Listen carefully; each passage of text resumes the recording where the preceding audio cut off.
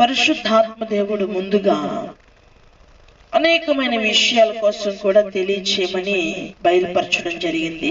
అవి చాలా క్లాసెస్ ఉన్నాయి పరిశుద్ధాత్మ కోసం. అలాగనే దానియేలు ప్రార్థన చేసిన ఉపవాస దినాల కోసం కూడా, ప్రస్తుత దినాల్లో భయంలోనికి నడిపిస్తున్న కొంతమందిని చూసి ప్రజలు అనేక మంది భయపడుతున్నారు. వారిని బట్టి దేవుడు మాట్లాడాలని అనుకున్నారు. ప్రభు చిత్తమైతే త్వరలో విషయాలు కూడా ప్రభు మనతో మాట్లాడునుగాక. హల్లెలూయా.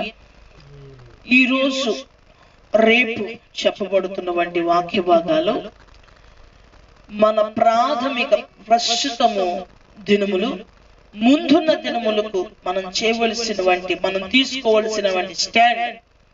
ఎందుకంటే మనం ఖచ్చితంగా ఒక స్టాండ్ తీసుకోలేకపోతే మన జీవితంలో ఒక భయంకరమైన స్థితికి వెళ్ళిపోతాం. ఎందుకంటే జీవితాలలో చాలా సార్లు ఆలోచన ఏంటంటే, ఇప్పుడుకైనా ఇది చేయాలి, అది చేయాలి, ఇది చేయాలి, అది చేయాలి.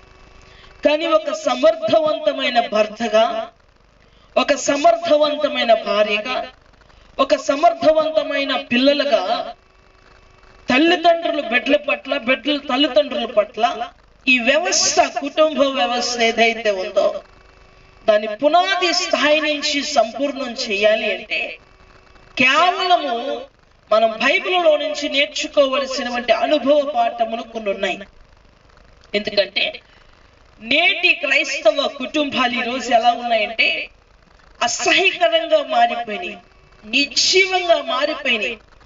ప్రతిదీ భావోద్వేగాల చేత నడిపించబడుతున్నటువంటి ప్రేమలే తప్ప ఈ కుటుంబ వ్యవస్థలో ప్రేమతో పలకరించుకుని, ప్రేమతో ప్రవర్తించేటువంటి స్థితి కోల్పోయి 24 గంటల తన జీవితాన్ని ఎవరితో కూడా సంతోషంగా ఉండలేక బలహీనపరచబడుతూ, నిర్జీవానికి గురైపోతూ, భావోద్వేగాల చేత నడిపించబడుతూ దైవానికి దూరమైపోతున్నటువంటి భర్త లేదా భార్య బిడ్డలు ఈ కుటుంబ వ్యవస్థలో ప్రస్తుతం ఇప్పుడే ఇలా ఉంటే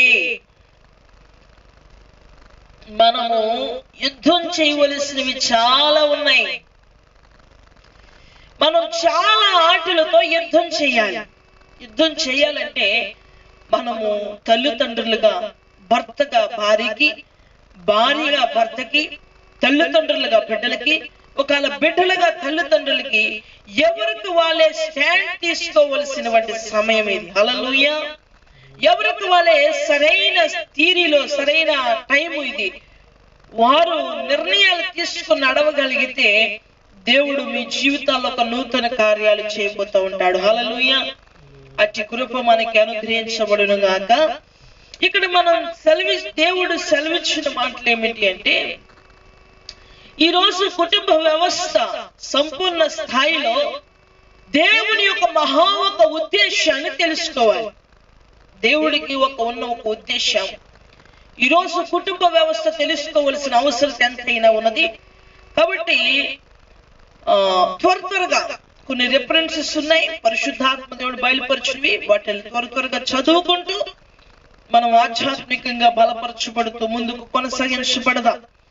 మనం కుటుంబం కొరకు ఆలోచించినప్పుడు మనందరికీ ఐడెంటిటీలోకి వచ్చినటువంటి కుటుంబం ఏంటంటే ఓబేదేదోము కుటుంబము. వారి బిడ్డలు ఎప్పుడైతే మందస్సము వారి గృహంలో ఉంచబడిందో, అనుకోకుండా వారి గృహంలోనికి మందస్సం వచ్చింది. అసలు ఊహించలేదు ఓబేదేదోము ఇంటికి ఇలా మందస్సం వస్తుందని. ఈరోజు ఊహించుండకపోవచ్చు ఇంత చక్కని వంటి లైవ్ ఆరాధనలు మీ గృహాలకు వస్తాయని. మీరు ఊహించి ఉండకపోవచ్చు. ఇలాగ పరిచర్యలు అనేక రీతిలుగా అనేక దైవజనులు వారి యొక్క వర్తమానాల ద్వారా, వారి యొక్క సర్వీసెస్ ద్వారా ఎంతో బలపరచడం కోసం అనునిత్యము ఫేస్బుక్ల ద్వారా, యూట్యూబ్స్ ద్వారా, ఇంకా రకరకాల ఛానల్స్ ద్వారా అనేక మంది సత్య సువార్తను ప్రకటిస్తున్నారు. మీరు అనుకోకపోయి ఉండవచ్చు మీ గృహానికి ఇలాగా దేవుని యొక్క సన్నిధి మీకు లైవ్ గా వస్తుందని మీరు అనుకొని ఉండకపోవచ్చు. అలాగే ఓబేదేదోము కుటుంబం ఎప్పుడు ఊహించలా. ఎప్పుడు అనుకోలేదు. ఆశ్చర్యకరమైన ఒక సంఘటన ఏంటంటే, పొరపాటుని అనుకోకుండా దేవుడు కటాక్షము ఓబేదేదోము కుటుంబం మీదకి వచ్చింది. అందరూ భయపడి, అందరూ భయంతో, బాధతో ఆ మందసాన్ని ఓబేదేదోము కుటుంబంలో, ఓబేదేదోము ఇంట్లో పెట్టేసి వెళ్ళిపోయారు. కానీ ఓబేదేదోముకు అది ఆశీర్వాదకరంగా మారింది. అప్పటి వరకు ఊరు బయట ఉన్నది గుడిసే. కానీ ఎప్పుడైతే ఓబేదేదోము కుటుంబము నిత్యము క్రమముగా కుటుంబముతో కలిసి ఎప్పుడైతే దేవుణ్ణి ఆరాధించారో, ఊరందరికీ కనపరచబడే ఒక మంచి బిల్డింగ్ అయిపోయింది. హల్లెలూయా. అది ఎక్కడ అద్భుతం అంటే, అనుకోకుండా జరిగిన ఒక సంఘటన. ఈరోజు చాలా మంది లైవ్ ఆరాధన కావచ్చు, దైవజనులు ఎంతో ప్రోత్సహించి భారవంతంగా ప్రభు దగ్గర అడిగి ప్రార్థించి తీసుకొచ్చి మీకు బాధ్యతగా ప్రార్థన చేస్తూ ఈ విధంగా బలపరచబడాలని ఆశిస్తున్నప్పటికీ కూడా, దయచేసి కుటుంబ పనుల్లో భావోద్వేగాల చేత, పరిస్థితుల యొక్క పరిణామాల చేత కొట్టుకు వెళ్ళిపోతూ మీరు ఏం చేయబడుతుందంటే బలహీనపరచబడుతున్నారు. కాబట్టి ఇది సరైన స్టాండ్ తీసుకోవలసిన సమయం అని మీరు గుర్తించండి. ప్రభు చెప్తున్నారు, ఇది ఒక మంచి సమయం, ఇది ఒక చాలా ఖచ్చితంగా మీరు చేయవలసినటువంటి సమయం అని ప్రభు గుర్తు చేస్తా ఉన్నారు. మనందరికీ తెలిసినటువంటి మరొక సంఘటన, నేను నా ఇంటి వారు యెహోవానే సేవిస్తాం. ఈ మాట మనందరికీ తెలుసు. ఇశ్రాయేలు సర్వ సమాజముతో యాజకుడు అంటున్నాడు, మీరు ఒకవేళ దేవుని విషయంలో నిర్లక్ష్యంగా ఉంటారేమో, దేవుని విషయంలో అశ్రద్ధగా ప్రవర్తిస్తారేమో, ఆ దైవం విషయంలో మీరు ఏ స్థితిలో ఉంటారో తెలియదు, కానీ నేను నా ఇంటి వారు యెహోవాని సేవిస్తామని యెహోషువ 24:15 మాట్లాడుతూ ఉన్నాడు. ఎందుకు ఆ యొక్క స్టాండర్డ్ నిర్ణయం ఏంటంటే, ఒక ఫుల్ఫిల్ స్టేట్మెంట్ ఈ రోజు దేవుని దగ్గర ఒక సమర్థవంతమైన భర్తగా, ఒక భార్యగా, ఒక తల్లిగా, ఒక తండ్రిగా, ఒక కుమారుడుగా, ఒక కుమార్తెగా నువ్వు దేవునికి చెప్పే స్థాయిలో నీ జీవితం కొరకు, నీ కుటుంబాల కొరకు, నీ తల్లి కొరకు, నీ తండ్రి కొరకు, నీ బిడ్డల కొరకు నువ్వు కృషి చేసే స్థాయి ఎంతవరకు ఫలితాన్ని ఇస్తుంది? అసలు ఎంతవరకు కృషి చేస్తున్నాం? ప్రస్తుత దినాలలో చాలా భయంకరమైన పరిస్థితులు చుట్టుముట్టి ఆవరించి బలహీనపరిచే వంటి స్థాయి ప్రభావం, అంటే ఆ స్థాయి నడిపించబడే వంటి సమయం ఆసన్నమై ఉన్నది కనుక మనము చాలా జాగ్రత్తగా ప్రభు సన్నిధిలో ఉండాలి. హల్లెలూయా. లేదంటే మాకు చాలా కష్టంగా ఉందండి, నా కష్టాలలో నా భర్త సహకరించట్లేదండి, నా భార్య సహకరించట్లేదండి, నా పిల్లలు సహకరించట్లేదండి, నా పరిస్థితి పూర్తి ప్రతికూలంగా మారిపోయింది, నేనేం చెయ్యాలి అని నువ్వు ఆలోచిస్తున్నావేమో. ఈ పూట అంటున్నాడు, నేను నిన్ను నాటిన వాడని. నిన్ను ఎవరు నాటాడండి? దేవుడు నిన్ను నాటాడు.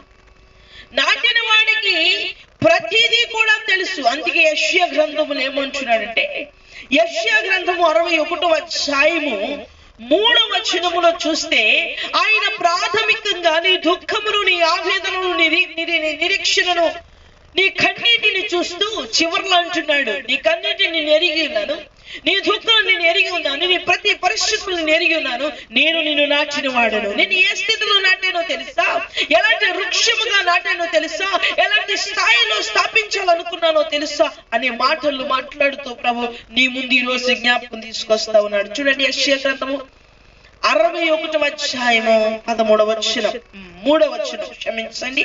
సియోనులో దుఃఖించు వారికి ఉల్లాస వస్త్రములు ధరింప చేయుటకును బూడిదకు ప్రతిగా దుఃఖమునకు ప్రతిగా ఆనంద తైలమును భారభరితమైన ఆత్మకు ప్రతిగా స్తుతి వస్త్రమును వారికిచ్చుటకును ఆయన నన్ను పంపి ఉన్నాడు. యెహోవా చెప్పుకున్నట్లు ఆ నీతి అను మస్తకి వృక్షములనియు యెహోవా నాటిన చెట్లనియు వారికి పేరు పెట్టబడును. దేవునికి స్తోత్రం కలుగును గాక.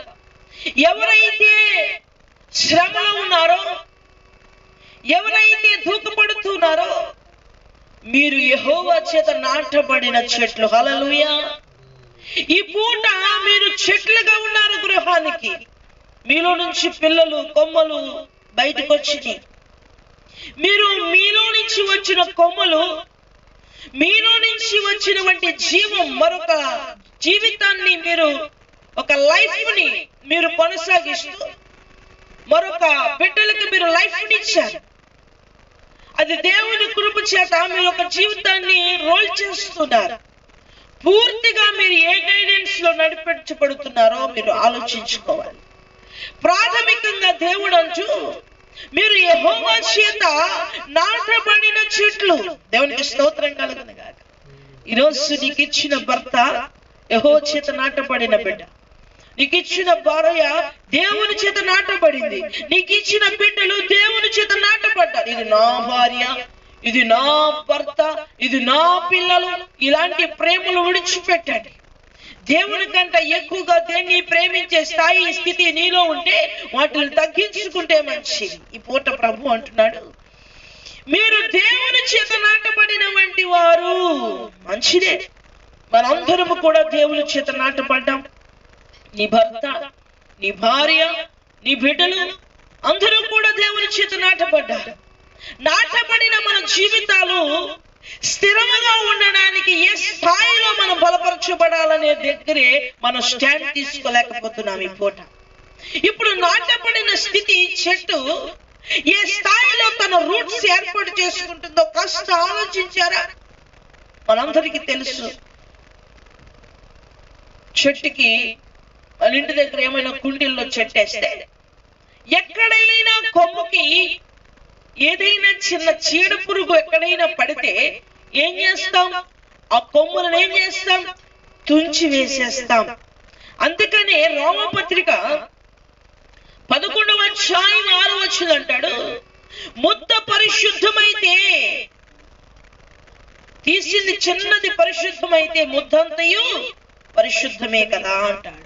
అంటే ఇప్పుడు చెట్టు తీసుకునే నిర్ణయాలను బట్టి కొమ్మ లేదా విస్తరించు స్థాయి పరిపూర్ణమవుతుంది అని బైబిల్ చెప్తుంది. చూడండి, రోమపత్రిక 11వ అధ్యాయం 6వ వచనాన్ని మనం చూద్దాం. అక్కడ దేవుడు ఎంత స్పష్టత మనతో మాట్లాడుతున్నాడో ఒక్కసారి ఆలోచన చేద్దాం. రోమపత్రిక 11వ అధ్యాయం 6వ వచనం. అది కృపచేతనైన ఎడల ఇకను క్రియల మూలమైనది కాదు, కాని ఎడల కృప ఇకను కృప 11 రోమ 11:6 చదవండి. కాని ఎడల కృప ఇకను కృప కాకపోవును. అలాగైనా ఏ మగను ఇశ్రాయేలు వెతుకున్నది ఏదో అది వారికి దొరకలేదు, ఏర్పాటు నొందిన వారికి అది దొరికిను. దేవునికి స్తోత్రం కలుగును గాక. ఇశ్రాయేలీయులు ఏది వెతికారో కానాను దొరకలేదు, కానీ ఏర్పాటు చేయబడిన వారికి ఏది దొరకాలని ఉందో అది ఖచ్చితంగా దొరకాలి. నువ్వు నీ కుటుంబం ఏర్పాటు చేయబడ్డారు, ప్రత్యేకించబడ్డారు. మీకు ఇవ్వబడిన భద్రత ఏమిటో, నీకు ఇవ్వబడిన జీవితం ఏమిటో, నీకు ఇవ్వబడిన నిశ్చయత ఏంటో నువ్వు తెలుసుకోలేకపోతే ఈ రోజు నువ్వు పెద్ద ప్రమాదములో నుంచే ప్రమాదముతోనే ప్రయాణం చేస్తున్నావు. ఏం చేస్తున్నావు? నువ్వు ప్రమాదంతోనే ప్రయాణం చేస్తున్నావు. మన ప్రమాదం ఎలాంటిదంటే ఆర్థిక సమస్య, అనారోగ్య సమస్య, ఆకలి సమస్య, లేదా లేమి, వస్త్రహీనతనో, గృహం లేదనో, ఉద్యోగం లేదనో, ఇది మనతో జీవించే ఒక భయంకరమైనటువంటి వ్యాధులుగా భావిస్తుంటే, ఇవన్నిటికన్నా ప్రాథమికంగా నీవు ప్రయాణిస్తున్నటువంటి ఒక భయంకరమైనటువంటి పరిస్థితుల్లో నువ్వు ప్రయాణిస్తున్నావని గుర్తించాలి. ఇశ్రాయేలీయులు దేవుని చేత స్థిరపరచబడ్డారు, వాళ్ళ ప్రయాణం నడిపించబడింది, కానీ వాళ్ళు తొలగిపోయారు, అందులో ప్రవేశించలేకపోయారు. కానీ ఇప్పుడు అందరూ అంతటా రక్షించబడి ఏర్పాటు చేయబడిన వారు మాత్రము ఖచ్చితంగా అందులోనికి ప్రవేశిస్తారని వాక్యం చెప్తుంది. హల్లెలూయా. మనం చూస్తే కనుక ముద్దలో కొంచెము మంచిదైతే ముద్దంతయు మంచిది. దేవునికి స్తోత్రం కలుగును కాదు. ఇక్కడ మనం గమనిస్తే గనక చాలా సార్లు చెట్లు మనం తీసుకుంటే వేళ్ళు బలంగా ఉంటే మొదలు బలంగా ఉంటుంది, మొదలు బలంగా ఉంటే చిగుళ్ళు చక్కగా మొలుస్తాయి. ఇప్పుడు మనం ఏదైనా చిగుళ్ళకు ఏదైనా డిసీజ్ వచ్చింది అనుకోండి, వెంటనే ఏం చేస్తాం, చిగుళ్ళు తుంచివేసి పారవేస్తాం. ఎందుకంటే చెట్టు కొమ్మలన్నీ వ్యాపించకూడదనే తీసుకునేవంటి నిర్ణయం అది. కనుక ఈ పూట మనము సమర్థవంతమైన కుటుంబము కొరకే ఆలోచించవలసిన స్థాయి ఉంది. మీరు అనుకోవచ్చు, మేము 24 గంటలు మా కుటుంబ సమస్యల కోసం ఆలోచించి ఆలోచించి ఆలోచించి ఆలోచించి ఆలోచించి మేము ఇంకా ఆలోచించలేని స్థాయిలోనికి వెళ్ళిపోయామండి. ఆలోచిస్తే తలపోటు వస్తుంది, ఆలోచిస్తే ఆందోళన వస్తుంది, ఆలోచిస్తే గాబరాతో నిద్ర పట్టలేని స్థితిలోకి వెళ్ళిపోయానండి అని కూడా చాలా మంది అనేవాళ్ళు ఉన్నారు. మీరు ఆలోచిస్తుంది భౌతిక చర్యలో ముడిపడిన వంటి జీవితాలు కాబట్టి దాన్ని మీరు పరిష్కరించుకోలేరు, దేవుణ్ణి కూడా పరిష్కరించలేరు. ఎందుకంటే దేవునికి అప్పగించరు, మీ మీద మీరు నిరీక్షణ లేని గందరగోళాన్ని మీరు సృష్టించుకుంటున్నారు. కాబట్టి మీ జీవితంలో ఆ పరిమితులు దాటి వస్తేనే కానీ మీ జీవితంలో దేవుడు అనుగ్రహిస్తున్న వాటి నెమ్మది దొరకదు. ఆయన అన్నాడు, నా శాంతిని నేను మీకు అనుగ్రహిస్తున్నాను, అది లోకము ఇచ్చినట్టు కాదు. దేవునికి స్తోత్రం కలుగును గాక. ఆయన ఏమంటాడంటే, లోకం ఇచ్చినట్టు కాదు, నేను నా శాంతిని ఇస్తున్నాను అన్నాడు. ఎంత గొప్ప దేవుడు అంటే, ఆయన శాంతి లోకం ఇచ్చినట్టు కాదు. లోకం ఇచ్చింది ఎంతసేపు ఉంటుంది? ఒక ఐస్ క్రీమ్ కొనుక్కున్నాం అనుకో తిన్నని చెప్పే, భోజనం వండుకున్నాం అనుకో తిన్నని చెప్పే, పడుకున్నామంటే తిన్నని చెప్పే, ఏదైనా చూస్తే తిన్నని చెప్పే, ఏదైనా జరిగితే తిన్నని చెప్పే, చేసినని చెప్పే నిత్యం ఉండేది కాదు. దేవుడు అంటున్నాడు, నాకు నేనిచ్చింది వేరే అంటున్నాడు. దేవునికి స్తోత్రం కలుగును గాక. మనం ఆలోచించాలి. సరే, మనము ఆయన వేసిన వంటి చెట్లుగా ఉన్నాము. ఇప్పుడు ఆయన వేసిన చెట్లకి ఏం జరుగుతుంది? పెద్ద పెద్ద తుఫాన్లు వస్తున్నాయా? పెద్ద పెద్ద సునామీలు వచ్చేస్తున్నాయి, పెద్ద పెద్ద భూకంపాలు వచ్చేసినాయండి మా కుటుంబాల్లో. మేము విడిపోయామండి మా కుటుంబాల్లో. పెద్ద పెద్ద సునామీలు వచ్చి మా అలల చేత మా వేళ్ళు దెబ్బతిన్నాయండి. పెద్ద పెద్ద గాళ్ళు విసరడం వల్ల అడుగు భాగములో మా వేళ్ళు కదిలిపోయాయండి. పెద్ద తుఫాను వచ్చి మా కొమ్మలన్నీ ఇరిగిపోయినాయండి. సమాధానం లేదు. ఏదో ఒక పరిస్థితి చేత, ఏదో ఒక ప్రయాణం చేత మా జీవితాలలో ఐక్యతను కోల్పోయామండి అనేవంటి జీవితాలు 100కి 100% ఉన్నాయి ఈరోజు. నీదొక్కటే పెద్ద సమస్య కాదు, నీదొక్కటే పెద్ద సమస్య కానే కాదు. ఎందుకంటే మనకందరికీ తెలుసు, ఒక పిల్లవాడు ఏడుస్తూ ఉన్నాడంటే, అమ్మా నేను స్కూల్కి వెళ్ళి ఈరోజు నాకు ఎగ్జామ్, నేను వెళ్ళలేనమ్మా అని ఏడుస్తున్నాడట. ఎరా, నువ్వు చక్కగా చదువుకున్నావు కదా, సరే నువ్వు 3వ తరగతి చదువుకున్నావు లేదా 2వ తరగతి చదువుకున్నావు, నువ్వు చదువుకున్నావు కాబట్టి నువ్వు వెళ్ళి ఎగ్జామ్ రాయడానికి ఏంటి నీకు భయం అంటే, అమ్మో నాకు తెలియని ఏదైనా అక్కడికి వచ్చేస్తుందేమో, నాకు తెలియని ఏదైనా అక్కడ ప్రవేశిస్తుందేమో, నేను అది రాయలేనేమో, నాకు చాలా భయంగా ఉంది, నేను వెళ్ళనని పేచి పెడుతున్నాడట. అప్పుడు ఆ తెల్లందట, నువ్వు ఏ క్లాసు?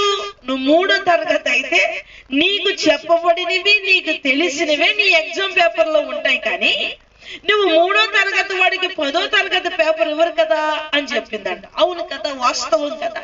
వయసుకు తగ్గిన వంటి చదువుని ప్రొవైడ్ చేసింది.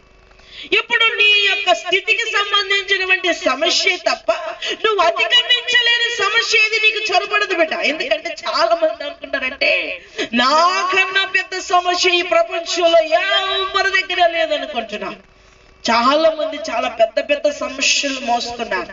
నువ్వు ఇంకా కుటుంబ సమస్యనే మోస్తున్నావు, కానీ దేవుడు సమస్యలు ఎంతో భారభరితమైన మొయ్యలేని సమస్య, ఎంతో భారాన్ని భుజాన్ని వేసుకుని ప్రయాణిస్తూ అంగలారుస్తూ ఏడుస్తూ రాత్రి పగలు నిద్ర లేక అహర్నిశలు పనిచేస్తున్నటువంటి వారు ఎంతో మంది ఉన్నారు. బిడ్డ, మనం ఆలోచించవలసింది నిరీక్షణ లేని వారిగా కాదు. ఇప్పుడు మన అలల చేత కొట్టబడే స్థాయిలోనే, భూకంపాల చేత మన పునాదులు మన ఏళ్లు కదులుచునే స్థాయిలోనే, అలజడులు చుట్టుముడుతున్న స్థాయిలోనే మనము ఏమి నిర్ణయించుకోవాలో ఆలోచించాలి. కొమ్మలు ఇరిగిపోయి పిల్లలతో ఐక్యత లేదా, నువ్వేం చేయాలో స్టాండ్ తీసుకోవాలి. మేము స్టాండ్ తీసుకుని నిలబడడానికి మా వేళ్ళు దగ్గర బలం లేదండి, మాకు డబ్బు లేదండి, మేము నిలబడే స్థాయి లేదండి, మా వేళ్ళు అటుకి ఇటుకి కదిలిపోతున్నాయండి, మేము పడిపోతామేమో అనుకుంటున్నాం, మా చెట్టు పడిపోతేమో, ఏదైనా బలముకు వచ్చి ఎవరైనా తోస్తే తిడితే ఏమో నా చెట్టు పడిపోతేమో చెప్పలేను. అవును, ఏళ్ళు బలహీనంగా ఉన్న స్థితిలో ఉన్నారేమో.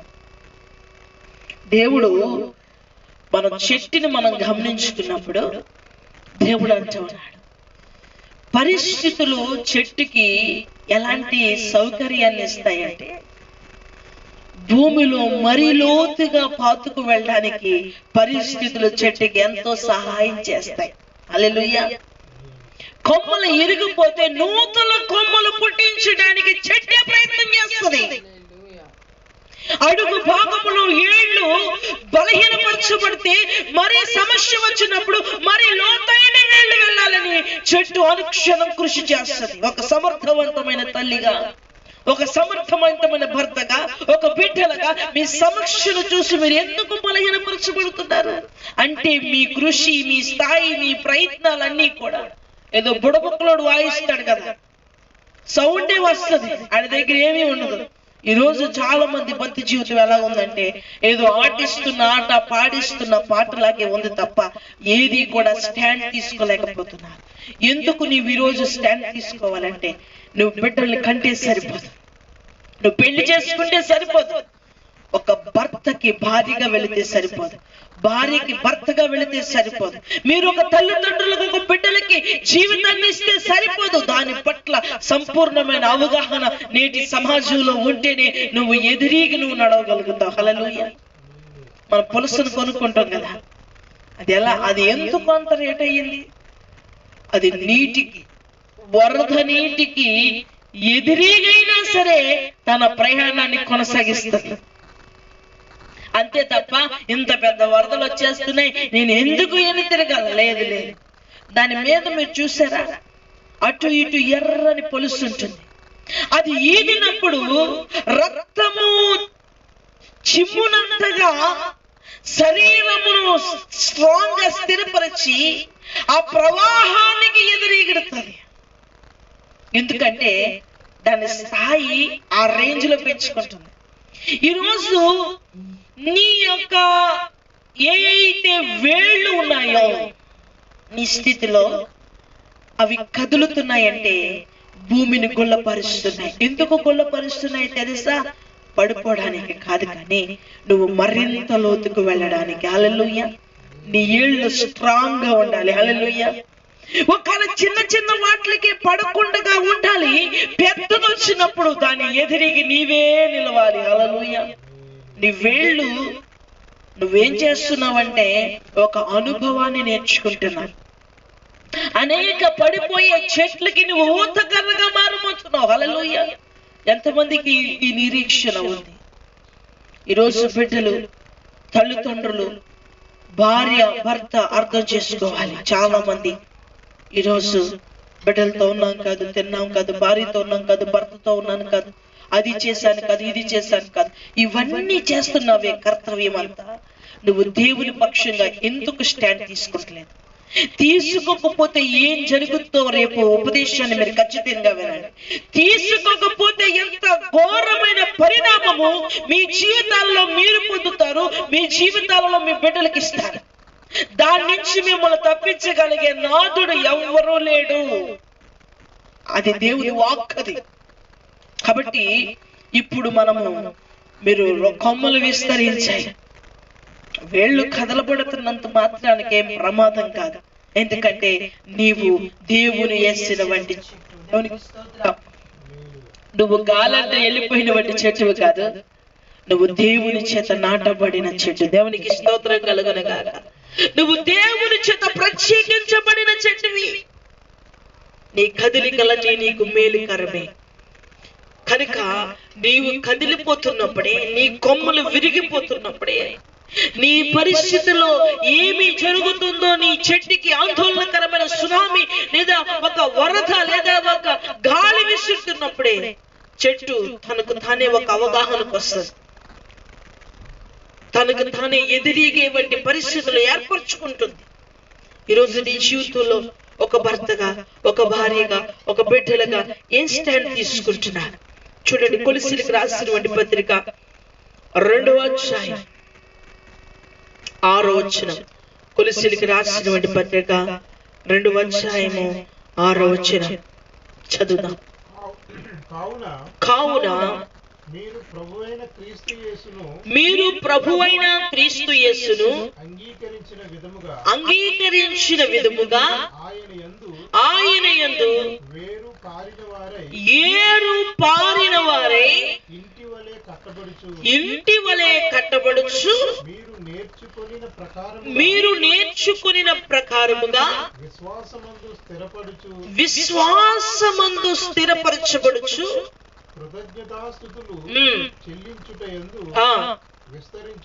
విస్తరించుచు దేవునికి స్తోత్రం. మీరు వేళ్ళు లోతుగా నింపబడి కట్టబడాలి. కదల్చబడిన స్థితిలో కట్టబడాలి. యెహోవా నా కొండ, యెహోవా నా కోట, నా బలమైన యెహోవా, నేను నిన్ను ప్రేమిస్తున్నాను, నేను నిన్ను ప్రేమిస్తున్నాను. ఆశ్రయ కొండా నీవే, దుర్గమని స్తుతించెదను. ఆశ్రయ కొండా నీవే, దుర్గమని స్తుతించెదను. కదల్చబడని పునాది నీవే, నిన్ను నేను ఆరాధిస్తాను. యేసయ్యా, నిన్ను నేను ఆరాధిస్తాను. ఆయనే మన దుర్గం.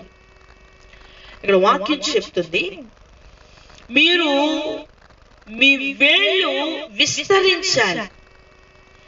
కట్టబడిన ఇల్లు ఎలాగైతే గృహస్థులకి క్షేమకరమో, ఒక తల్లిగా, ఒక తండ్రిగా, ఒక భార్యగా, ఒక భర్తగా మీరు తీసుకోవలసిన స్టాండ్ ఏంటంటే, మీలో నివసిస్తున్న వంటి వారికి మీరు విశ్వాసములో ఏరు పారిన వారే.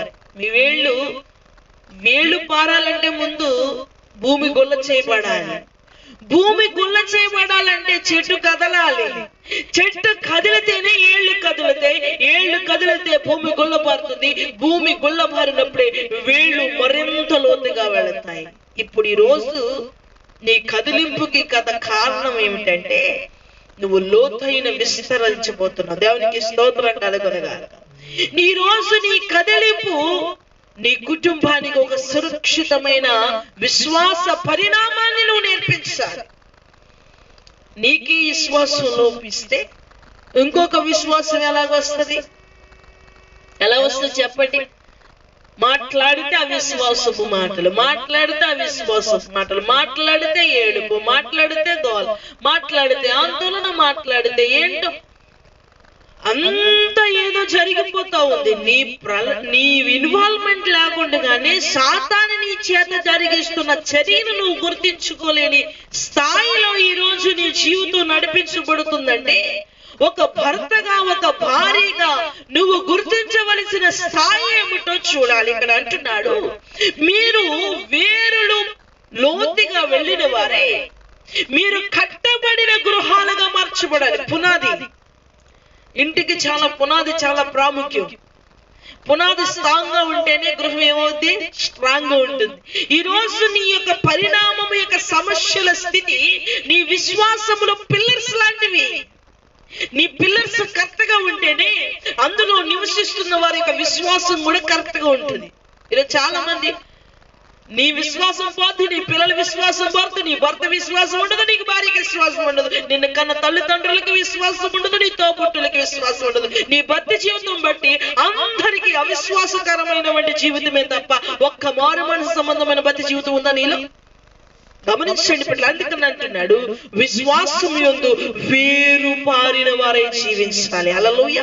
విశ్వాసం యందు వేరు పారి కట్టబడిన గృహాలుగా, ఒక భర్తగా, ఒక భార్యగా నీవు ఉండాలి. ఒక గృహానికి యజమానుడిగా నువ్వు జీవించగలిగితే ఈ పూట తీసుకోవలసిన స్టాండ్ ఏంటో తెలుసా? ఒక ప్రమాదకరమైన విపత్తులకు నువ్వు ఎదురీగాలి. పులస చేప వలె ప్రవాహానికి ఎదిరిగే అనుభవం నీకు ఉంటేనే కదా.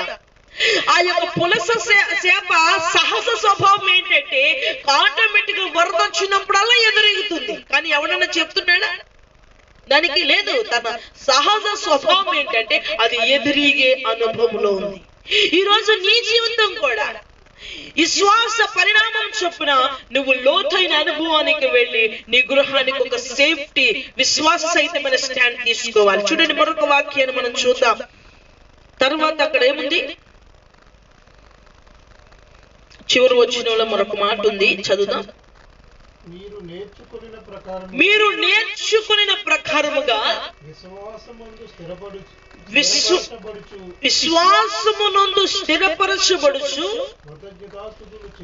చూడండి, కృతజ్ఞతాస్తుతులు చెల్లించుటయందు విస్తరించుచు.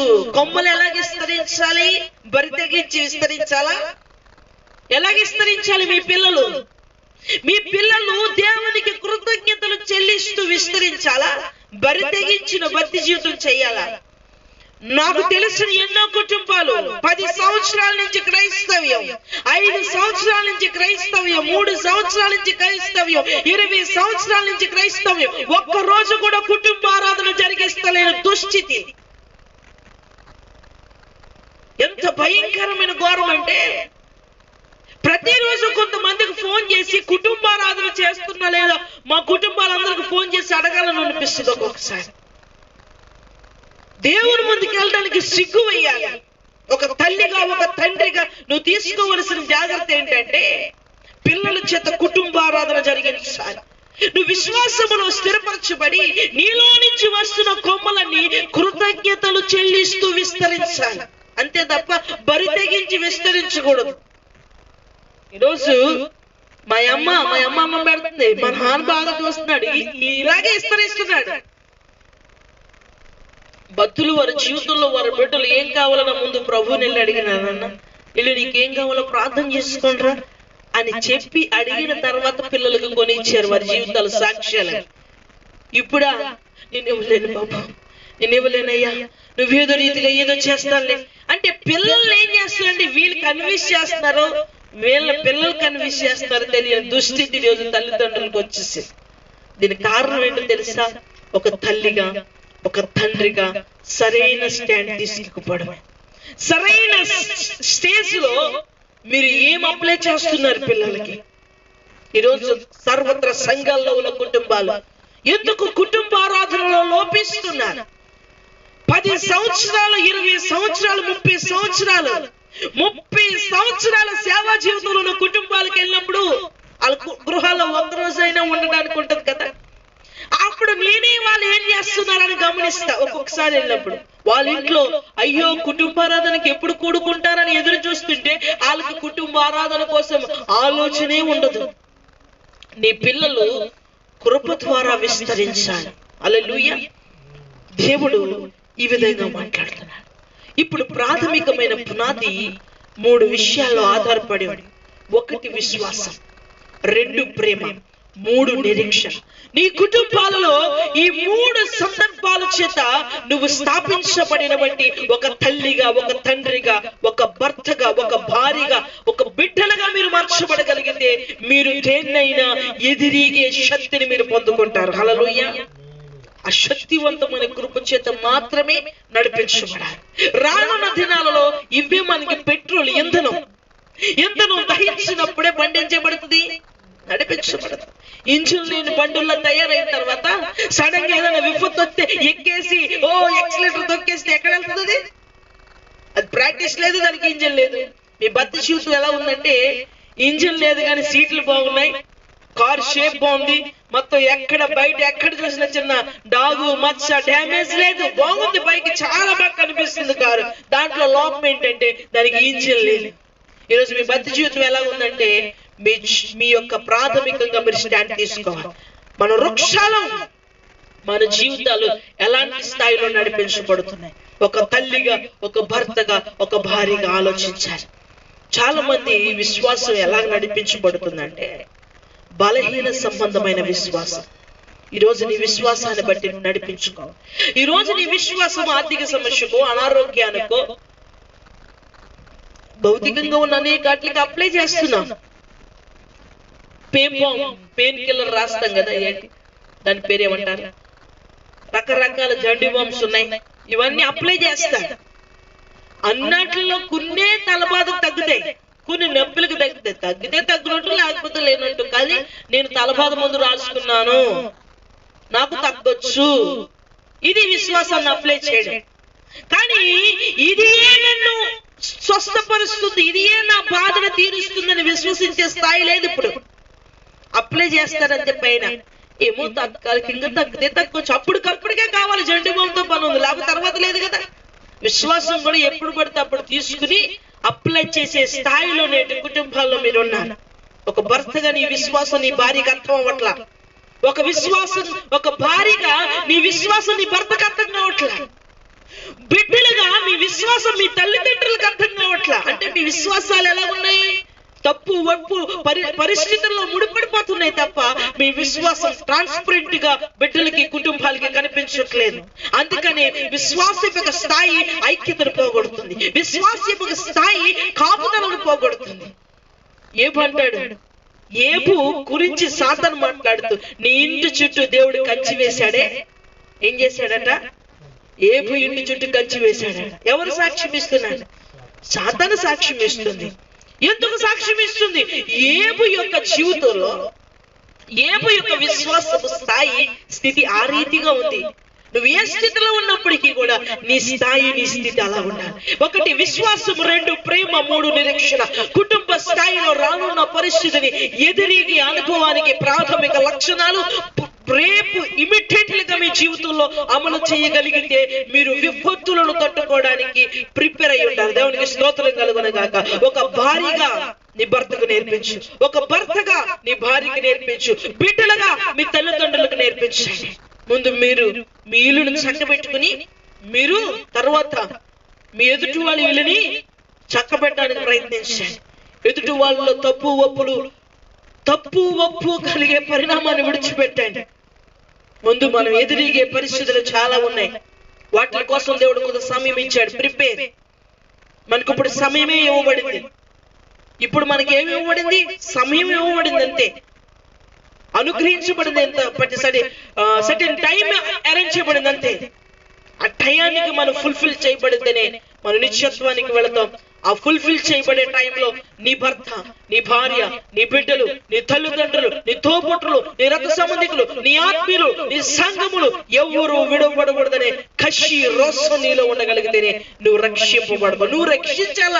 నువ్వు రక్షించబడాలంటే ఇన్ని విషయాలు నీకు రోషం కావాలి. నీ విషయంలో ఉంటే అది ఏమవుతుంది తెలుసా, నీ దురాలోచనకు నువ్వు ప్రయత్నించినట్టు అవుతుంది. కనుక ఇప్పుడు 3 లక్షణాలను మనం చూద్దాం. దయచేసి కాస్త శ్రద్ధగా వినడానికి చూడండి. ఎందుకంటే మొదటి విశ్వాసాన్ని గురించి, 3 ప్రేమ, 2 ప్రేమ, 3 నిరీక్షణ. ఈ 3 విషయాలు త్వరగా క్లుప్తంగా విందాం. ఎఫెసీయులకు రాసినటువంటి పత్రిక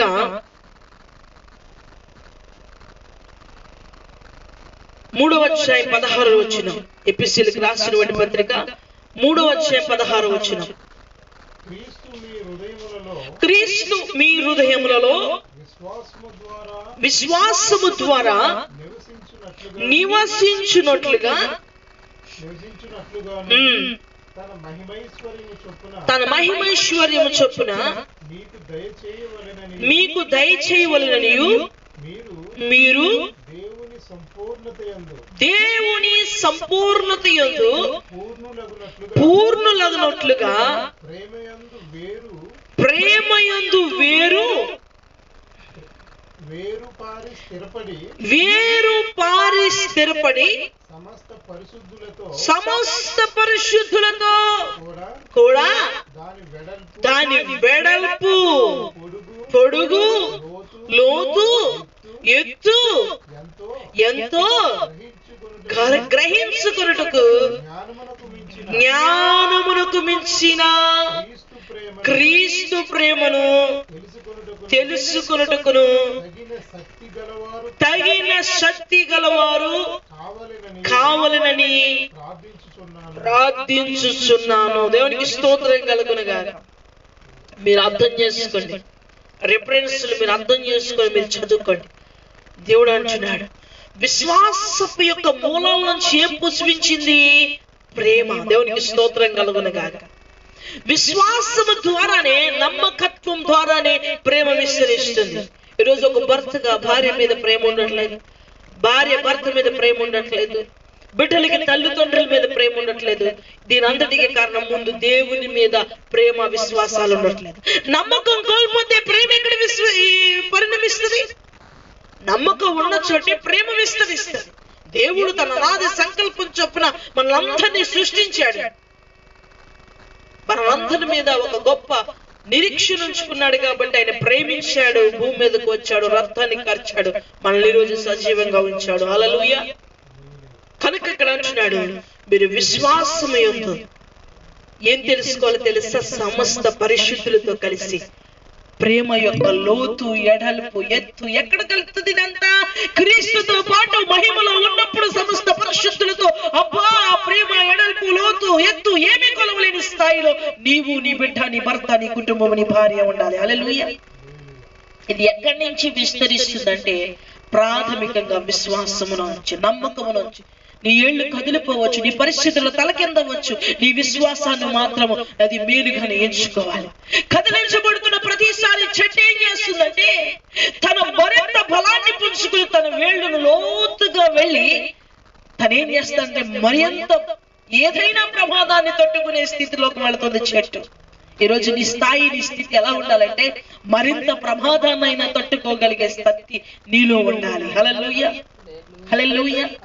దేవుడు మనకు నేర్పిస్తున్నాడు. ఇది మన కొరకు కష్టపడుతున్నవంటి ఎదురుగుతున్న సమస్య అయితే రేపొద్దున భౌతిక చర్యలో మానవ యొక్క ఎన్నో పరిస్థితుల వలన మానవ మనుగడే అంతు అనుకూలించలేని పరిస్థితుల్లో నువ్వు ప్రయాణిస్తావే, అప్పుడు నీ యొక్క వేళ్ళు బలముగా లోతుగా వెళ్ళాలి. హల్లెలూయా. కలికపురిలారు ఇక్కడ అంటున్నాడు, నీ విశ్వాసముల నుంచి ప్రేమ కావాలి. ఈరోజు నమ్మకం లేదు. భార్య మీద భర్తకి, భర్త మీద భార్యకి, బిడ్డలకి అస్సలు నమ్మకం లేదు. ఈ కుటుంబంలో చూసిన ఒక భార్య భర్తకు విరోధంగా మాట్లాడుతుంది, భర్త భార్యకు విరోధంగా మాట్లాడతారు. ఇన్నాళ్ళ ఎవరైనా సరే, మా చిన్నప్పుడు మా నాన్నమ్మ దగ్గరికి వచ్చి ఎవరైనా కొత్తగా వచ్చినప్పుడు, ఏదైనా కొంతమంది ఎవరైనా అప్పుల్లో పోస్ట్ మీద వచ్చినప్పుడు ఏదైనా చిన్న చిన్న విషయాల్లో మీ భర్త పేరు ఏంటని అడిగారు అనుకోండి, జవనాబాలికలు రాసుకున్నాం, మమ్మల్ని చెప్పమనేది అనమాట. భర్త పేరు, తాత పేరు చెప్పు, తాత పేరు చెప్పు అనేది. ఎందుకంటే వాళ్ళ నోటుతో భర్తని పేరు పెట్టి పిలవకూడదనే వంటి ఒక గౌరవం ఉండేది వాళ్ళకి, తెలుసా?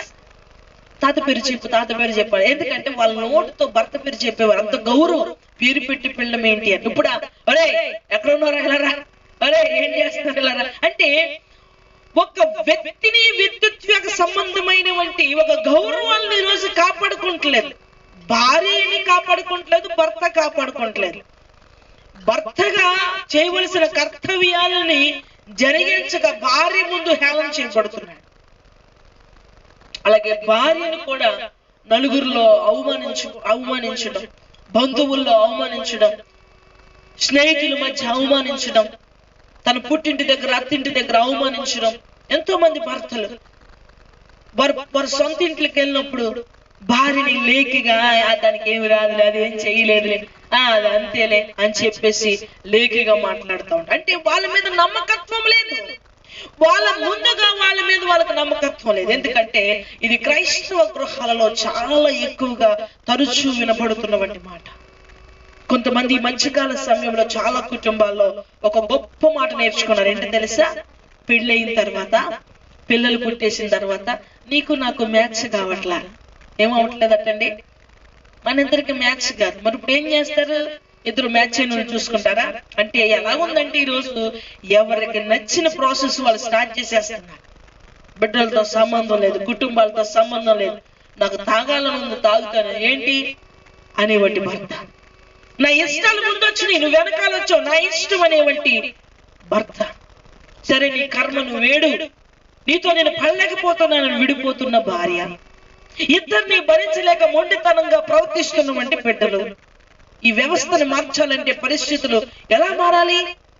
పరిస్థితులు మారిపోతూ ఉండగా కుటుంబ వ్యవస్థ మారకపోతే చాలా దౌర్భాగ్యంగా ఉంటుంది. ఈ రోజు ప్రేమలు ఎలా ముడిపడి ఉన్నాయో తెలుసా? ఇచ్చే తల్లిదండ్రులు ఉంటే బిడ్డలు ప్రేమిస్తారు. భార్య అందంగా ఉంటే భర్త ప్రేమిస్తాడు, భర్త అందంగా ఉంటే భార్య ప్రేమిస్తుంది. ఎన్నాళ్ళ వ్యక్తిని వ్యక్తిత్వాన్ని పెట్టి ప్రేమించేవాడు. మా తల్లిదండ్రులు కష్టపడి నన్ను పెంచారు అని ప్రేమించినటువంటి బిడ్డలు ఉన్నారు. మా భార్య కష్టమైన సుఖమైన వ్యాధైనా ఏదైనా సరే నన్ను ప్రేమిస్తూ వచ్చిందని చెప్పే భర్తలు ఉండేవారు. భార్య నా కోసం ఎంతో ప్రేమిస్తూ కష్టపడి ఈ స్థితికి తీసుకొచ్చాడు నా భర్త అనేటువంటి స్థితిలో ఉండేవాడు. ఇప్పుడు ఏ సంఘటన చూసినప్పటికీ కూడా నా భర్త ఇలాగే చేస్తాడులే, నా భార్య ఇలాగే చేస్తుందిలే, నా బిడ్డలు ఎల్లప్పుడూ ఇలాగే చేస్తారు అని ఎక్కడికక్కడే ఐక్యత లోపించినటువంటి పరిస్థితి.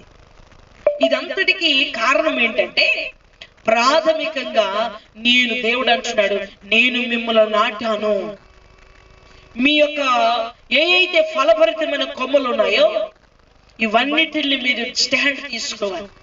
మీరు అవగాహన లేకుండానే ఒక జీవితాన్ని ప్రారంభించేశారు. చాలా మంది ఈ రోజు ఏం చేస్తున్నారంటే అక్రమ సంబంధాలకు ఎక్కువ వ్యామోహం చూపిస్తా ఉన్నారు. చాలా మంది అందులోంచి రావడం చాలా కష్టం. ఎక్కువ ఆలోచనలన్నీ అలాగే ఉన్నాయి. ముందు నచ్చినటువంటి భార్య నచ్చట్లేదు, ముందు నచ్చిన భర్త నచ్చట్లేదు.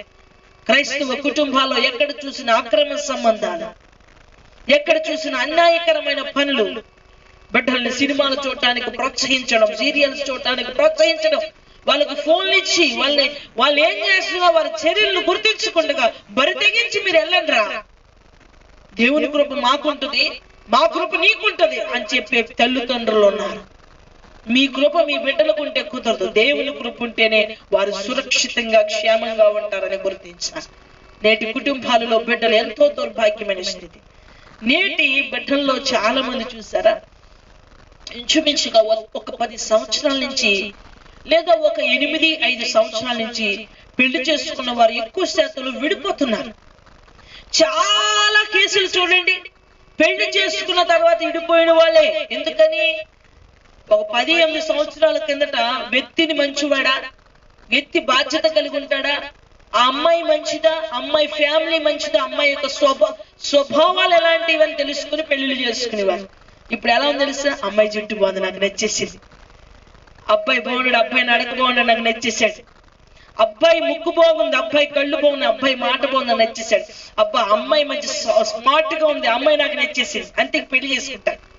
ఇంక పెళ్లి చేసుకున్న తర్వాత ఏమవుతుంది? ఆ నచ్చడం అనేది కొద్దిసేపే ఉంటుంది. ఎందుకంటే వారి నమ్మకాల మీద ఆధారపడలేదు, వారేమో వారి యొక్క దేని మీద ఆధారపడలేదు, కానీ వాళ్ళు పైన రూపం మీద ఆధారపడ్డారు. అలాగే ఒకరిద్దరికి వివాహం అయింది. వివాహం అయిన తర్వాత ఏం మాట్లాడుకోలేదు, కానీ వివాహం అయిన తర్వాత అటు పెద్దలు ఇటు పెద్దలు కూడా సరే మీకు వివాహం అయింది కదా మీరు మాట్లాడుకోండి, మీరు హ్యాపీగా ఉండండి అని చెప్పేసి వారిని ఫ్రీగా వదిలేశారు. వదిలేసిన తర్వాత ఆ భర్త భార్యని అడుగుతున్నాడు, ఏమని అంటే నువ్వు నన్ను పెళ్లి చేసుకున్నావు కదా, అసలు నాలో ఏం చేసి పెళ్లి చేసుకున్నావు, నాలో నీకేం నచ్చింది అని ప్రేమగా అడిగాడు. భార్య అడిగింది,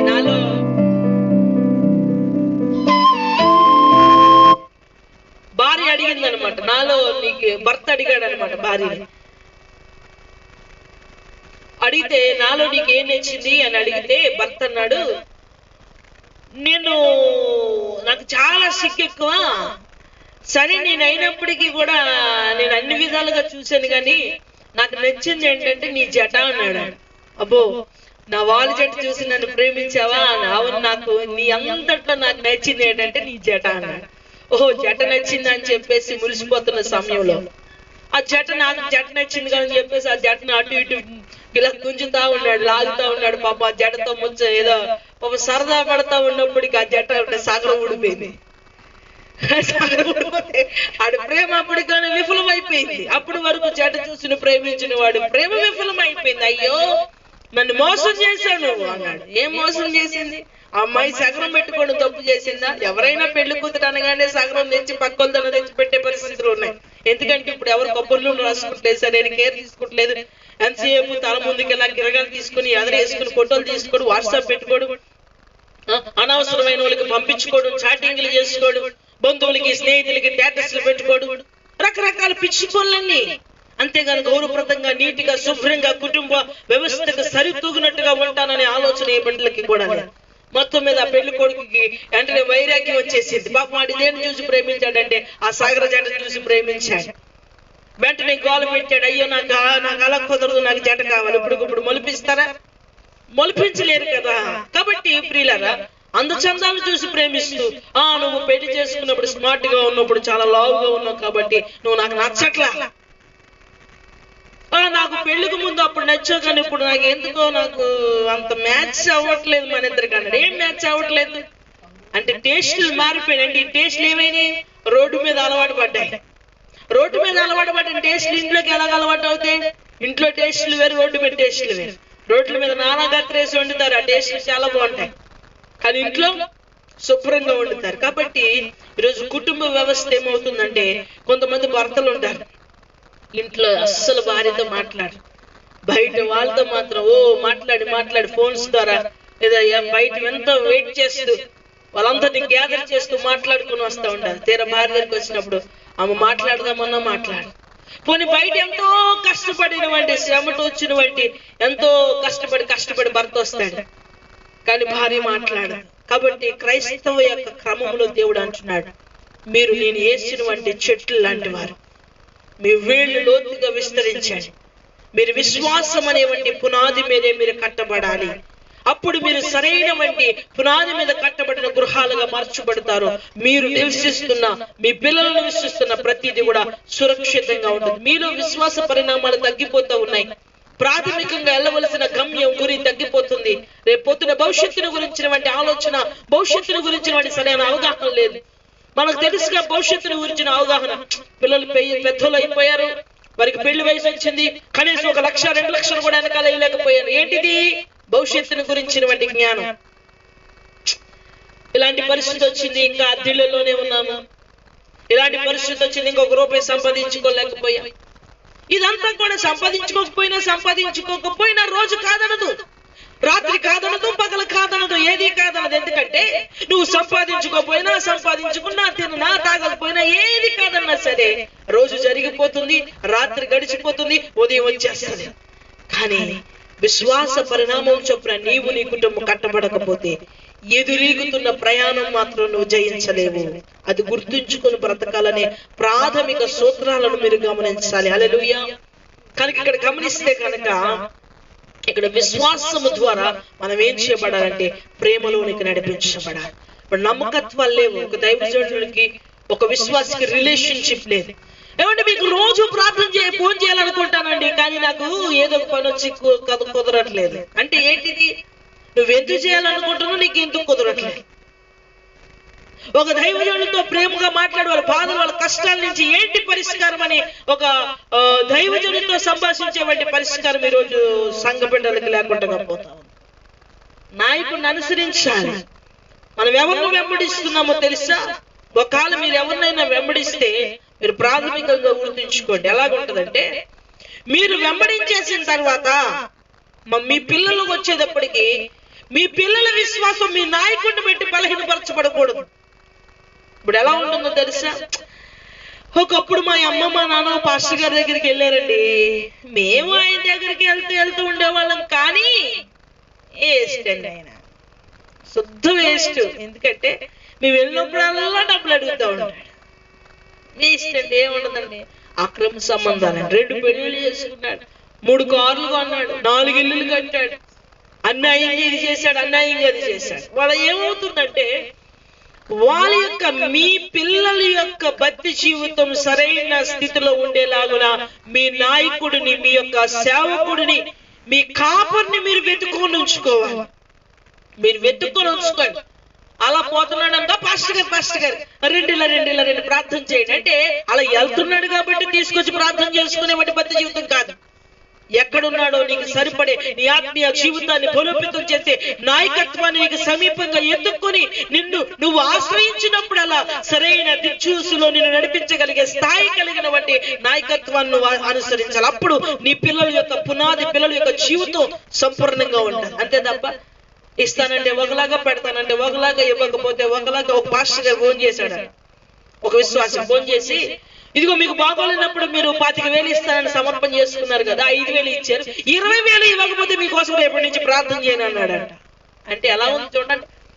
వాళ్ళకి భయం కలుగుతుందా, బాధ కలుగుతుందా? వాళ్ళు ఎందుకు ఇవ్వలేకపోయారు? వాళ్ళు ఏమిలో ఉన్నారా? సమర్పణ నీది కాదు కదా, నీకు ఇవ్వడం కాదు కదా, దేవునికి ఇవ్వాలి. నీకు ఇవ్వకపోతే 20,000 తీసుకెళ్ళి ఎక్కడో ఇస్తారు. అదంతా నీకు అనవసరం కదా అంటున్నాడట పాస్టర్. అంటే అలా నన్ను అనుకోవద్దు. అలాంటి వాళ్ళు పాస్టర్లు కానే కాదు. ధనాన్ని ఆశించి సేవ చేసే వాళ్ళ మీద మీ విశ్వాసాన్ని ఉంచుకోకండి. ఒకానొక సమయంలో మీరు నిశ్చయపరచబడతారు. మీ ప్రేమ ఎలా ఉండాలంటే పరిణమించాలి. మీ పిల్లల పట్ల ఈరోజు పిల్లలతో కూర్చొని మాట్లాడే స్థాయి కోల్పోయారు. భర్తతో కూర్చొని మాట్లాడాలి, భార్యతో కూర్చొని మాట్లాడాలి. ఏం మాట్లాడాలి? నువ్వు నాకు ఏది ఇస్తావు, నేను నీకు ఏది ఇవ్వను, ఇది కాదు. దైవికమైన ప్రేమ ఉండాలి. అందులో దైవికమైన ప్రేమలో కల్మషాలు ఉండవు. దైవికమైన ప్రేమలో మత్సరాలు ఉండవు. దైవికమైన ప్రేమలో ఏముంటది? దైవికమైన ప్రేమలో ఒక నింపుదల ఉంటది. ఒక నింపుదల మన జీవితాలను ఏం చేస్తుందంటే సంపూర్ణంగా నడిపిస్తుంది. నేటి సమాజంలో నేటి భర్త లేదా నేటి భార్య, నేటి బిడ్డలు ఏం చేస్తారంటే, ఈరోజు కుటుంబంలో సమాధానం లేదు. ఆడి మాట మనం వెంటబెట్టి మా బాబు అలాగే చెప్తాడు, మా అమ్మ అలాగే చెప్తుంది, మా ఆయన అలాగే చెప్తాడు, మా ఆవిడ అలాగే చెప్పుద్ది. ఇలాంటి పరిస్థితుల్లో ఈరోజు చూడండి. నేను ఒకటి చూపిస్తున్నాను. ఇక్కడ నా చేతిలో ఏముందో మీరు చెప్పాలి.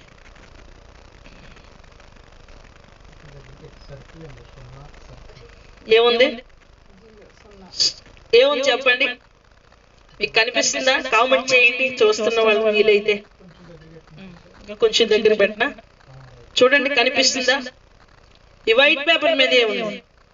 నా చేతిలో ఏముందో చెప్పండి చాలు. మీకు అవన్నీ అనవసరం. ఏముంది చెప్పాలి. వాయిస్ వినిపిస్తుందా? కనిపించిందా? ఏముంది? నా చేతిలో ఏముంది చెప్పండి. నా చేతిలో ఏముంది? కనిపించిందా అందరికి? పెట్టండి. ఏముందో నా చేతిలో చెప్తా మీకు.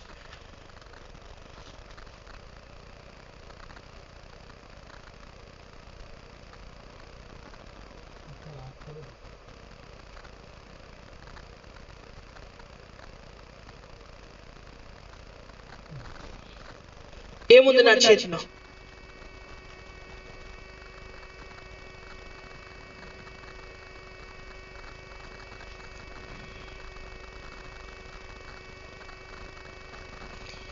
ఇదే నా కోరిక, నవజీవన రాగమాలిక. ఇదే నా కోరిక, నవజీవన రాగమాలిక.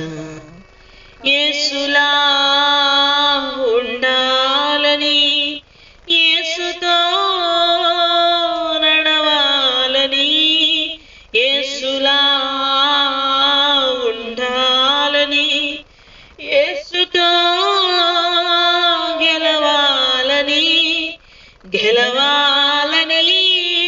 నిలవాలని, గెలవాలని, నిలవాలని, యేసు యందే ఆనందించాలని, యేసు యందే. ఏం కనిపిస్తుంది?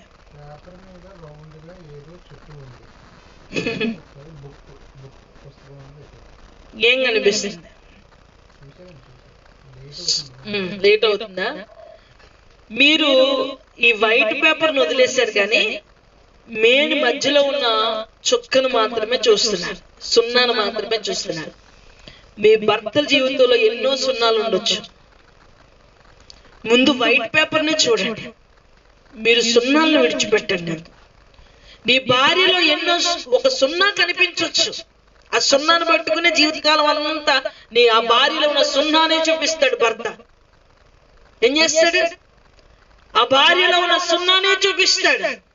జీవితకాలం అంతా సున్నాను చూపించి వేధిస్తూ ఉంటాడు. భర్తలో సున్నాను చూపిస్తుంది, వైట్ పేపర్ వదిలేస్తుంది. ఆ చిన్న చోట ఉన్న సున్నాని జీవితకాలం అంతా చూపిస్తూ ఉంటారు. ఎందుకు? అలా చూపిస్తూ ఉంటే ప్రేమ నిలుస్తుందా? అలా చూపిస్తూ ఉంటే వాళ్ళ ఐక్యత ఉంటుందా? వాళ్ళ చూపిస్తూ ఉంటే వాళ్ళ ప్రశాంతత వస్తుందా? ఇదిగో ఇది నీ వల్లే, ఇది నీ వల్లే, ఇది నీ వల్లే. భర్త అంటాడు ఇది నీ వల్లే, ఇది నీ వల్లే. పేపర్ అంతా వైటే, దాన్ని ఒక్కదాన్ని విడిచిపెట్టి ఆ సున్నాను మాత్రమే చూపిస్తాడు. బిడ్డలు కూడా అంతే, తల్లిదండ్రుల్ని దగ్గర ఉన్న సున్నాను చూపిస్తాడు. ఎందుకని?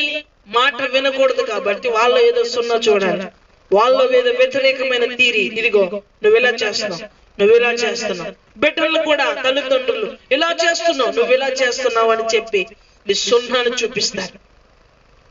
అన్నదమ్ముల మధ్య, భార్యాభర్తల మధ్య, తల్లిదండ్రుల మధ్య, అత్త కోడల మధ్య, చాలా మంది మధ్య కనిపించేది ఏంటంటే ఈ సున్నాయే.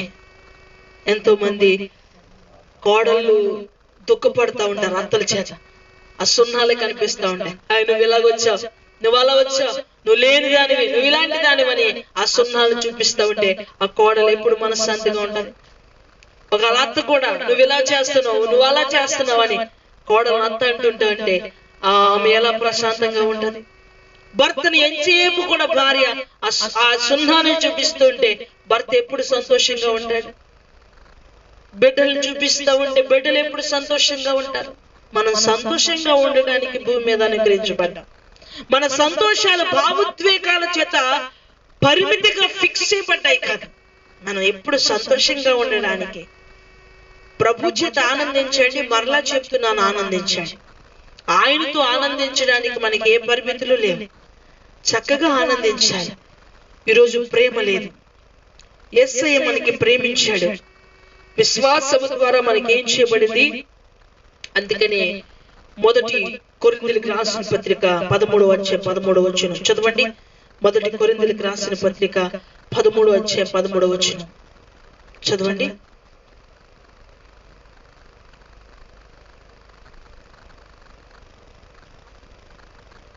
కాగా విశ్వాసము, నిరీక్షణ, ప్రేమ ఈ మూడును నిలుచును. చూడండి, చివరి వరకు వీటిలో శ్రేష్టమైనది ప్రేమయే. చివరి వరకు మన జీవితంలో నిలిచి ఉండేవి. ఓ భర్తగా నువ్వు ఆలోచించు, ఒక భార్యగా ఆలోచించు, ఒక బిడ్డలుగా ఆలోచించండి, ఒక తల్లిదండ్రులుగా ఆలోచించండి. విశ్వాసమే శాశ్వత కాలం ఉంటుంది. నిరీక్షణ, ప్రేమ శాశ్వత కాలం ఉంటుంది. ఇవి లోపించిన కుటుంబాలు ఈరోజు మనశ్శాంతి లేకుండా ఉన్నాయి. దయచేసి విశ్వసించడానికి కుటుంబాలతో కలిసి ఉండండి. ప్రేమించడానికి ఒకరినొకరు ప్రేమించుకోండి. దేవుణ్ణి ప్రేమించడానికి సిద్ధంగా ఉండండి. ఇక్కడ మనం చూస్తే గనక యోహాను సువార్త, మొదటి యోహాను సువార్త 4:8 దేవుడు మనల్ని ప్రేమించాడు. దేవునికి స్తోత్రం కలుగును గాక. మనల్ని ఆయన విశ్వాసంతో బలపరిచాడు. దేవునికి స్తోత్రం కలుగును గాక. చూడండి, యెషయా గ్రంథము, అది అవసరం, యెషయా గ్రంథము 4:19 యెషయా గ్రంథము 4:19 4:19 చదవండి. యెషయా గ్రంథము 4:19 లేదా?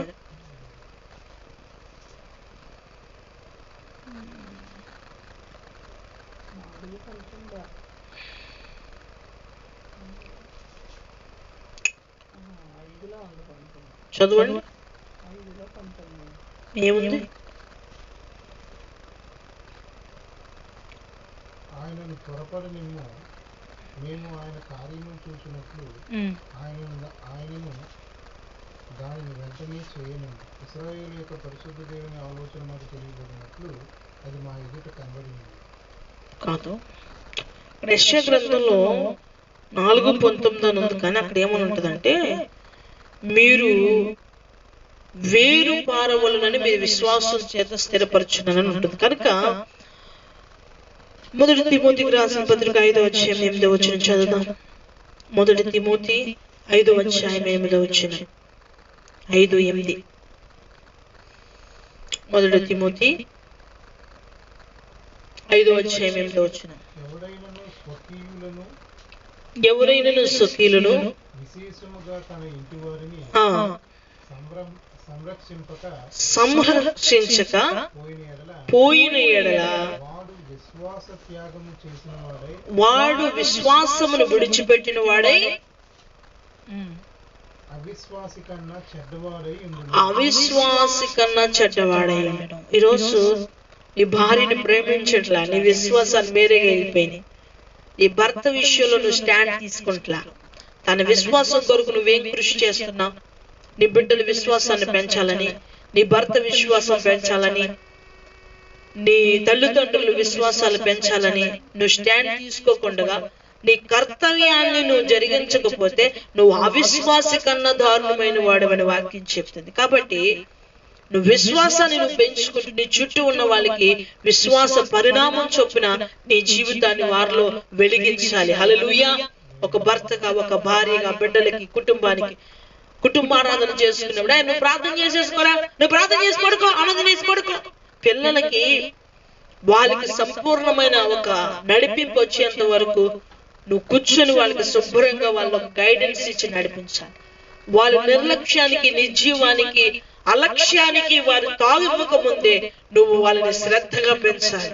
ఒక తల్లిగా, ఒక తండ్రిగా బిడ్డలకి కుటుంబారాధనలో ప్రార్థనలు పాడడం, ప్రార్థన చేయడం, వారిని దేవుణ్ణి అడుగుట నేర్పించడం అనేది మీ బాధ్యత. వాళ్ళకి వచ్చి కదా చేసేసుకోమండం అనేది తప్పు. ఒకవేళ నీకు పెళ్లి అయిపోయిన పిల్లలు కూడా ఉండొచ్చు, ఒకవేళ నీకన్నా నీ చాలా వయసు మించి వారికి పిల్లలు ఉన్న పిల్లలు ఉండొచ్చు. కానీ కుటుంబ ఆరాధన చాలా ప్రాముఖ్యమైనది. తిండి తినడానికి మాత్రం రే తినేరా, తొందరగా తినరా అని 10 సార్లు అడుగుతారు. పడుకోకపోతే పడుకోరా అని 10 సార్లు అడుగుతారు. ఫోన్ కట్టేరా అని 10 సార్లు అడుగుతారు. ఊరమ్మ ముచ్చట్లన్నీ కూడా ఆయమ్మ ఆ కథ, ఈ అమ్మ ఈ కథ, లాయమ్మ లా కథ, రాజకీయం, ఆరోగ్యం, ఆరోగ్య సమస్య, ప్రతి పరిస్థితులను ముచ్చటించడానికి ఎంతో సమయాన్ని ఇచ్చిస్తారు. కానీ బిడ్డల్ని దేవుడి దగ్గర కూర్చోబెట్టడానికి ఏ బిడ్డ ఈరోజు కుటుంబారాధన నిర్లక్ష్యం చేస్తున్నాడు? అందుకంటున్నాడు, మీ విశ్వాసం అవిశ్వాసుల కన్నా దారుణంగా ఉంది. ఎలా ఎందుకుంది? అవిశ్వాసుల కన్నా దారుణంగా మీ విశ్వాసం ఎందుకుందో తెలుసా? నా భర్త అండి దౌర్భాగ్యుడండి, తాగుబోతండి, తిరుగుబోతండి.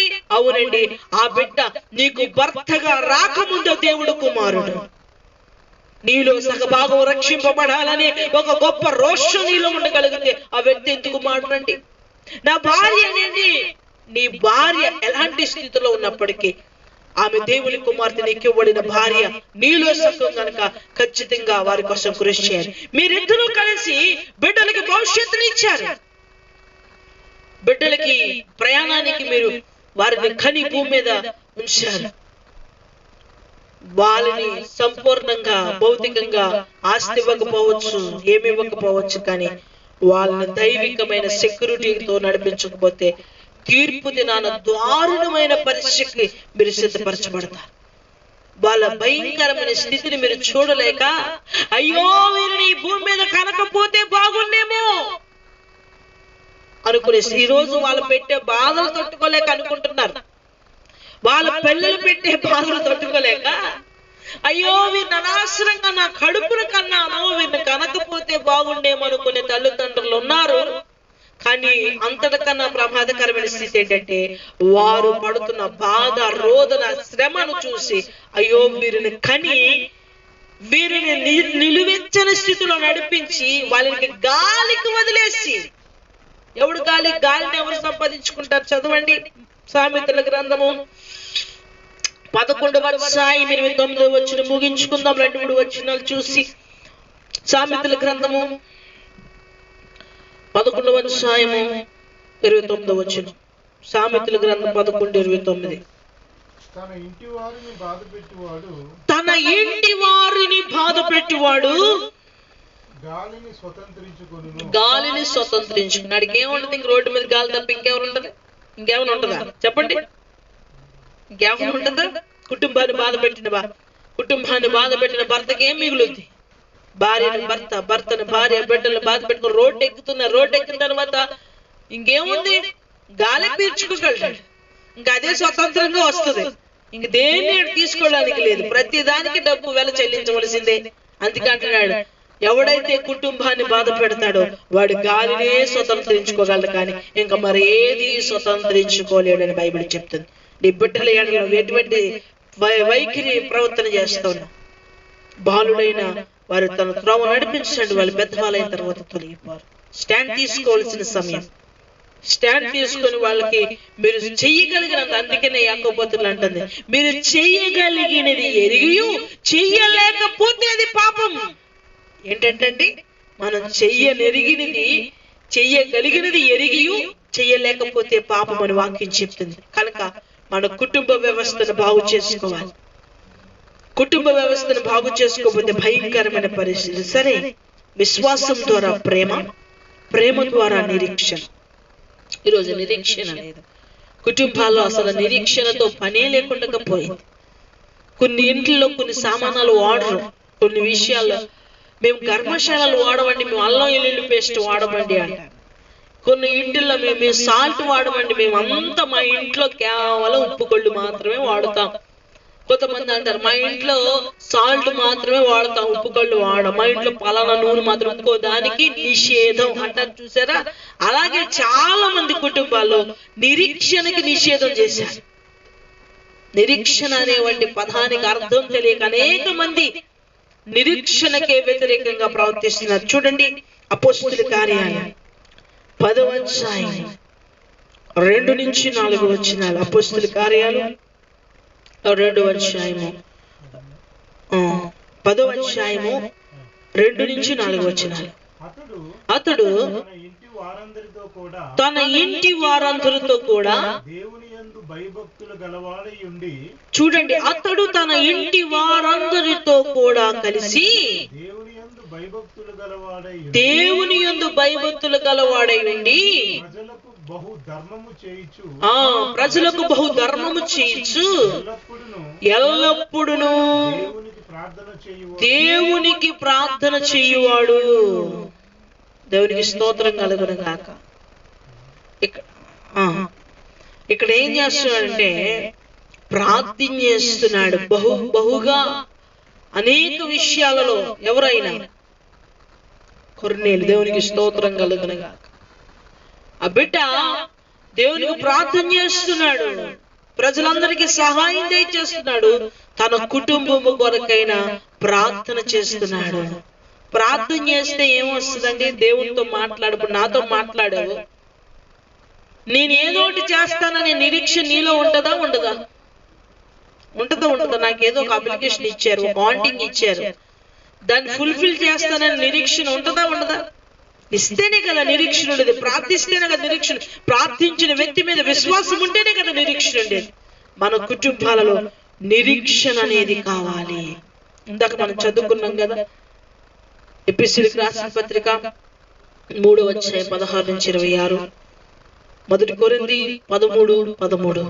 కేవలం నిరీక్షణ, ప్రేమ, విశ్వాసము, నిరీక్షణ శాశ్వత కాలం ఉంటుంది. కానీ ప్రాథమికంగా దాని యొక్క ప్రతి పరిస్థితిని సక్రమంగా జరిగించేది ప్రేమ ఒక్కటే. అందుకంటున్నాడు, ప్రేమ లేనివాడు గనగనలాడు మోగుచున్న వంటి కంచం లాంటి వాడు. సౌండ్ ఉంటది కానీ వాళ్ళు ఏముండదు, సరుకు లేదు.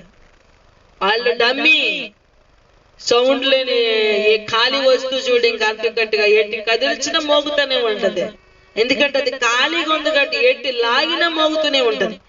కానీ నిండుగా ఉన్నది అది ఎటు లాగినప్పటికీ కదలదు. కనుక ప్రియులారా, నిరీక్షణతో కూడిన వంటి బోధ చేయబడాలి. ఏ నిరీక్షణ? అరే ఏసే మనకి ఇల్లు ఇస్తానన్నాడు రా, అరే ఏసే నీకు మంచి భావిస్తాడు రా, నువ్వు నిరీక్షిస్తూ ఉంటా. అరే నీకు మంచి ఆరోగ్యం వస్తుందా? అరే ఏంటి ఏసీ ఉన్నట్టు నిరీక్షణ మామూలు అనుకుంటావేంటి? ఈ నిరీక్షణ మాటలు కాదు. అబ్రహాము కలిగిన నిరీక్షణ, అబ్రహాము పునాదులు కలిగిన పట్టణం కొరకే నిరీక్షించాడు.